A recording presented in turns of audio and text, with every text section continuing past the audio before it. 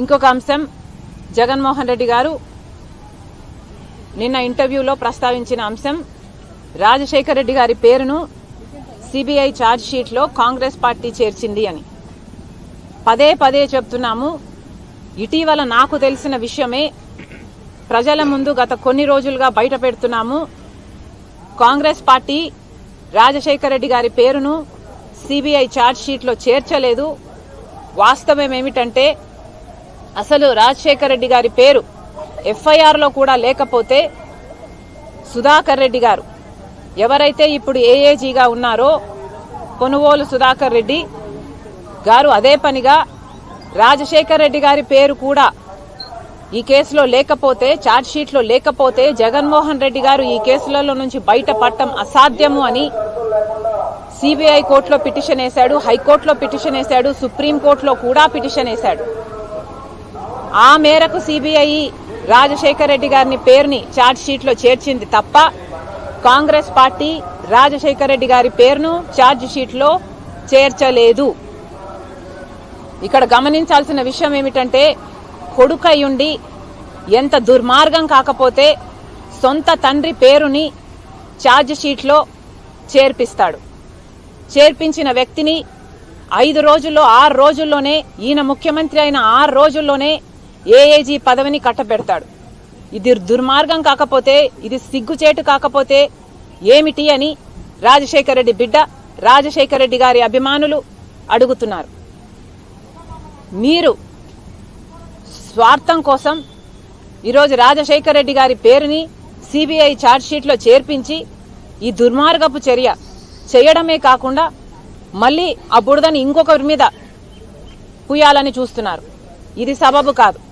రాజశేఖర రెడ్డి గారి అభిమానులందరికీ మళ్లీ చెప్తున్నాం, రాజశేఖర రెడ్డి గారి పేరును సిబిఐ ఛార్జ్ షీట్లో చేర్చింది జగన్మోహన్ రెడ్డి గారి మనిషి. జగన్మోహన్ రెడ్డి గారు ఆ మనిషిని పిలిచి 6 రోజుల్లోనే ఏఏజీ పదవిని ఇచ్చారు. ఇది దుర్మార్గం కాకపోతే ఏమిటో, తండ్రి పేరుని ఛార్జ్ షీట్లో చేర్పించడం దుర్మార్గం కాకపోతే ఏమిటో ఆంధ్ర రాష్ట్ర ప్రజలందరూ ఆలోచన చేసుకోవాలి.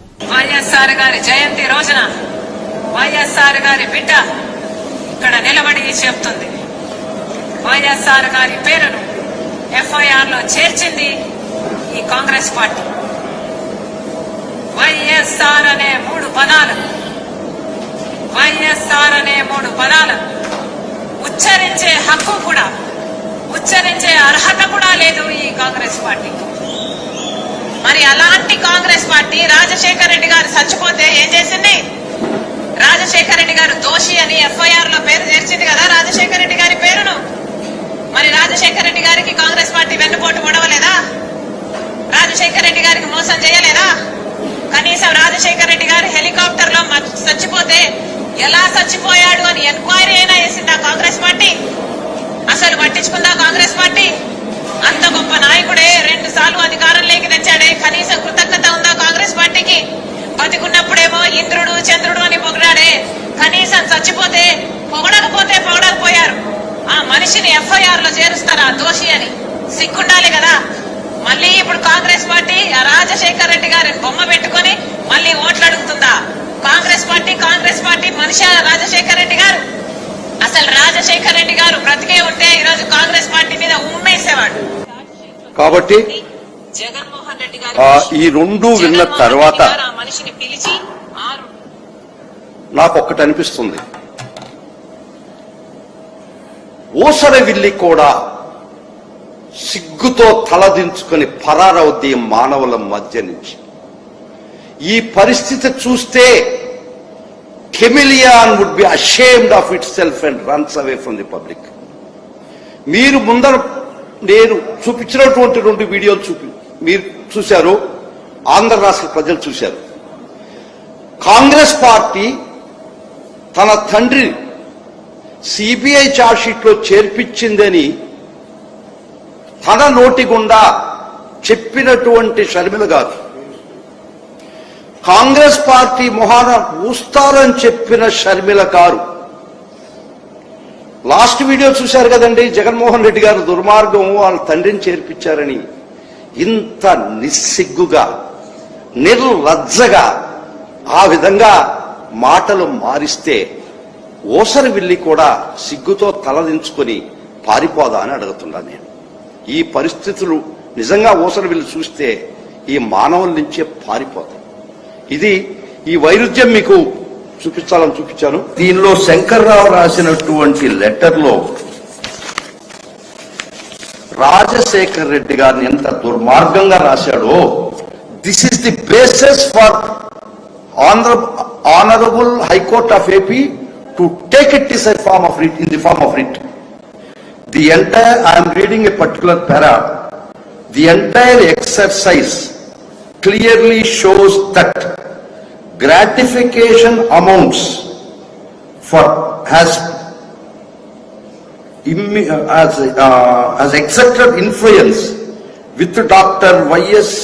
Rajasekhar Reddy for his official benefits granted to the companies and individuals. Rajasekhar Reddy మాత్రమే వారి అఫిషియల్ పొజిషన్ వాడుకొని ఈ కంపెనీలకు లబ్ధి చేకూర్చాడు అనేది సారాంశం కాదా అని అడుగుతున్నా.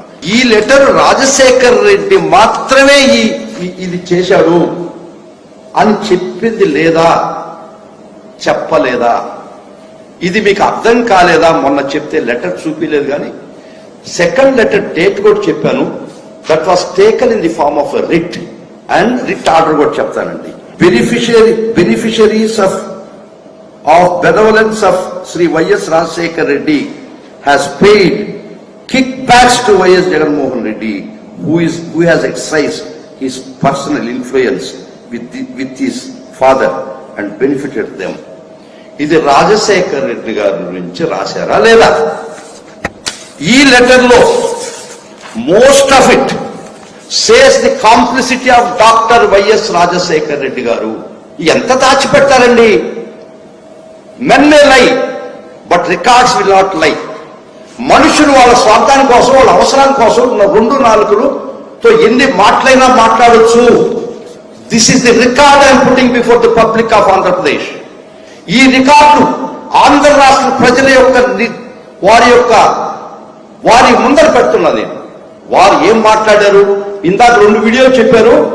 సిపిఐ, కాంగ్రెస్ పార్టీ ఘనమైనటువంటి రాజశేఖర్ రెడ్డి గారిని ముద్దాయి చేసిందని మీరే చెప్పారు కదా. రాజశేఖర్ రెడ్డి గారిని ఇంత ఇబ్బంది పెట్టిన దానికి కాంగ్రెస్ పార్టీ మీ ముఖాన్ని ఉయ్యాలని చెప్పింది మీరే కదా.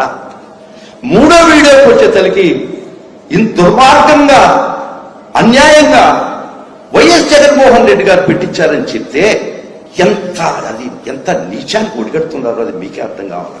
So this is the letter which is the ignition for the Honorable High Court to take it in the form of a writ petition. ఇది కాక మీ తండ్రి గారు మహానుభావుడు రాజశేఖర రెడ్డి గారు బతుకుండగా ఇదే చంద్రబాబు నాయుడు ఎవరి సంఖ్యలో ఎవరు ఎక్కుంటారో మీకు తెలుసు. ఇదే చంద్రబాబు నాయుడు వారు బతుకుండగా రాజశేఖర రెడ్డి గారిని వేటాడి హింసించలేదా ఈ కేసులో? మరలా వారు మరణానంతరం బైరెడ్డి రాజశేఖర్ రెడ్డి, ఎర్రనాయుడు, అశోక్ గజపతి ద్వారా రిట్స్ వేయించలేదా? ఇది చంద్రబాబు ఫిబ్రవరి 18, 2009 ప్రెసిడెంట్ ఆఫ్ ఇండియా రాసిన లెటర్ కాదా?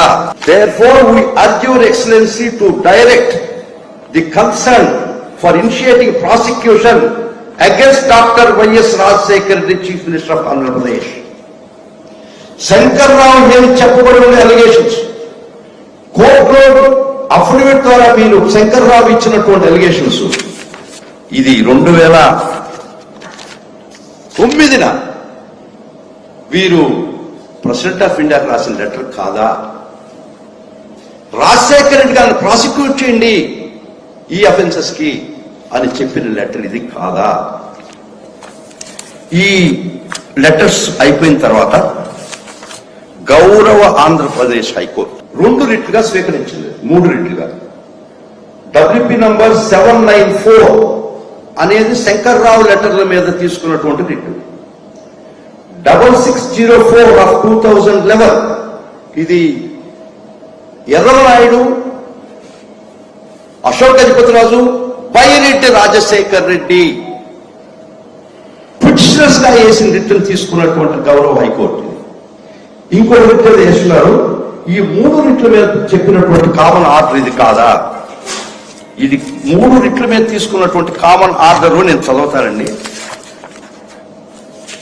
ఇది శంకర్రావు రాసినటువంటి లెటరు ప్లస్ దాని మీద హైకోర్టు వారు ఇచ్చిన ఆర్డర్ చదువుతారు. Accordingly writ petition number 794 and 6604 of 2011 seems to contend that investigating group companies so and so got benefits. Rastu directed the CBI to register a case and investigate. దీనిలో వారి యొక్క letter అఫిడవిట్ల ఆధారంగా వారి యొక్క అఫిడవిట్లు వారు చేసిన అభియోగాలు ఈ పారా నంబర్ 3, పారా నంబర్ 2, 4 దీనిలో రాయడం జరిగిందా లేదా? Para number 4 of the judgement. Proceeding in that para 4 I am reading. Proceeding in that direction, we would like to begin with taken up writ petition so and so, wherein it is averred Dr. Y.S. Rajsekhar Reddy extended huge benefits in the shape of allotment of lands and mineral rights, licenses, cess rights.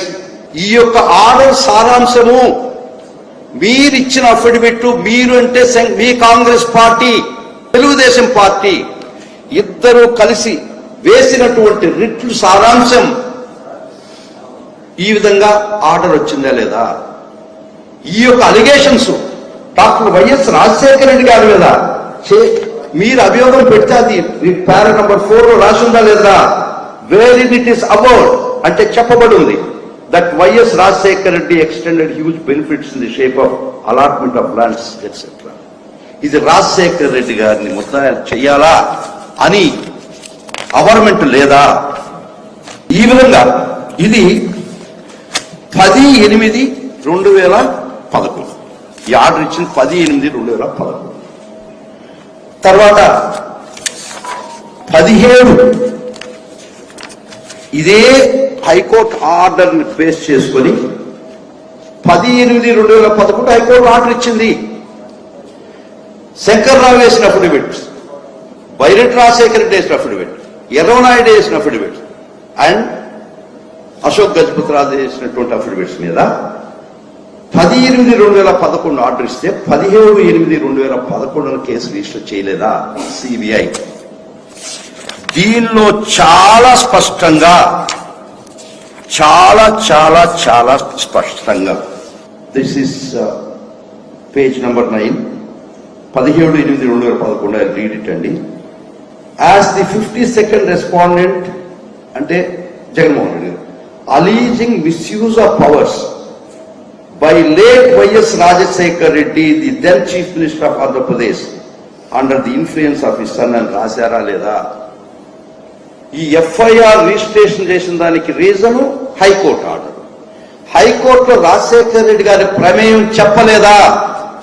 వారి complicity మీరు చెప్పలేదా? మీ Congress party ద్వారా మీ MLA చెప్పలేదా? వారికి మీరు ఇచ్చిన quit ప్రాక్వో మంత్రి పదవి ఇది అవునా కాదా? క్విట్ ప్రాక్వో ఎవరెవరికి వచ్చింది, ఏమొచ్చింది చెప్తాను, ఇట్ విల్ ఫాలో.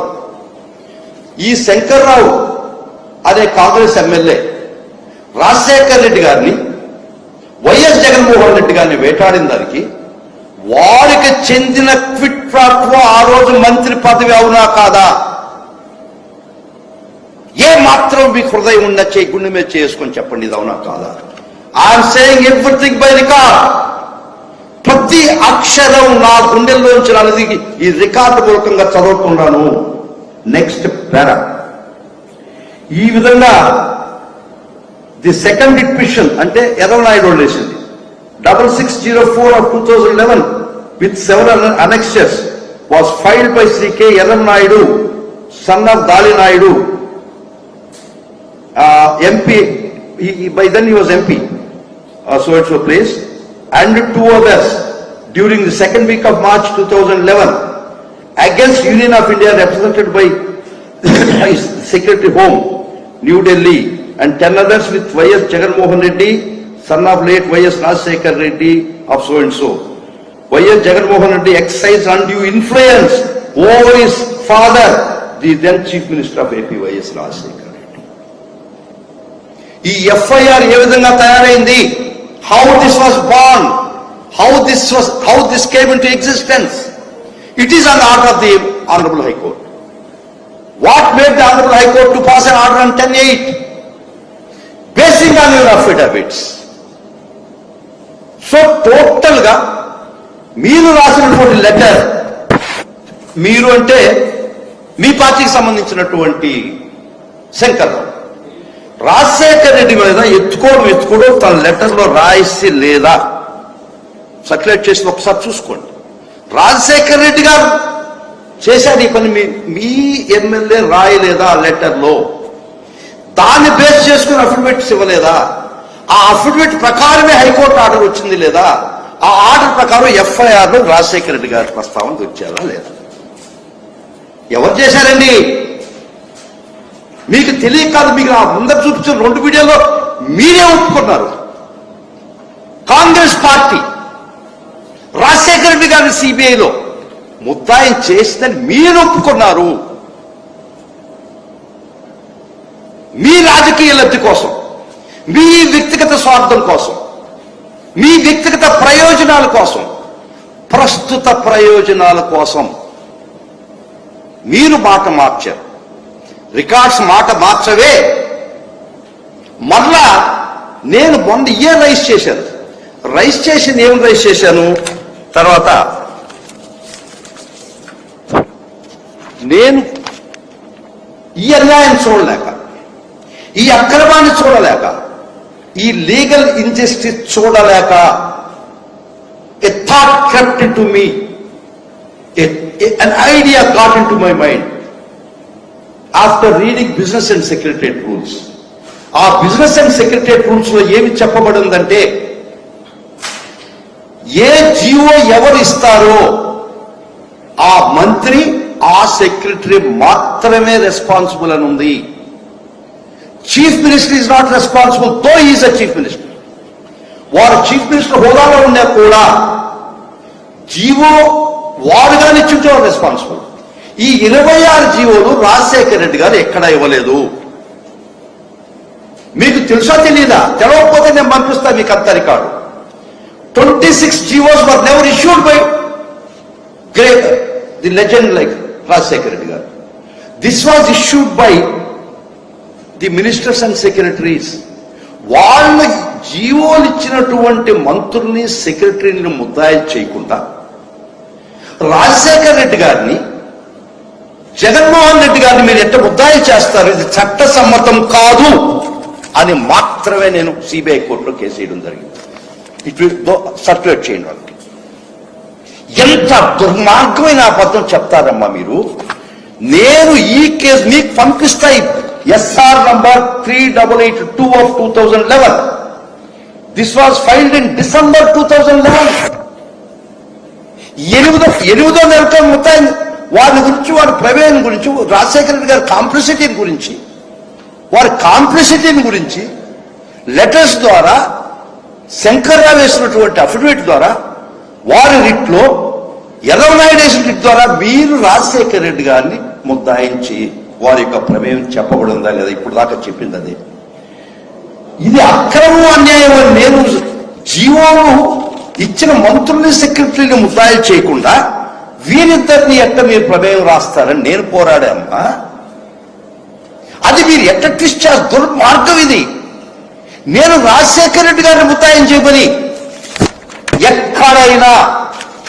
ఎక్కడైనా ఒక్క వర్డ్ రాజశేఖర రెడ్డి గారిని ముద్దాయం చేయండి ఛార్జ్ షీట్ లో అని గాని చెప్పుంటే నేను crucifications ready. I'm ready for getting my self crucified. నేను శిలక సిద్ధం. కాకపోతే ఈ ఎక్కడ ఎక్కడైనా ఈ పిటిషన్ లో రాజశేఖర రెడ్డి గారిని ముద్దాయం చేయండి, రాజశేఖర రెడ్డి గారిని ఎట్టు చేస్తారు, జగన్మోహన్ రెడ్డి ఎట్టు చేస్తారు, జగన్మోహన్ రెడ్డి గారిని ఎట్టు చేస్తారు? Because as per business and secretariat rules it is the concern minister and secretary liable అని నేను చెప్పి ఉండకపోతే I'm ready for getting my self crucified. మీరు చెప్పింది పచ్చి అబద్ధాలు, నిన్న మొన్న ఈ రోజు అంతే రికార్డు మూలకంగా వస్తే ప్రూవ్ అయితే మీరే శిక్షకరని చెప్పండి. Would you call yourself as a Lucifer? Would you admit to be called as a Lucifer? I'm ready to sacrifice my life on the cross.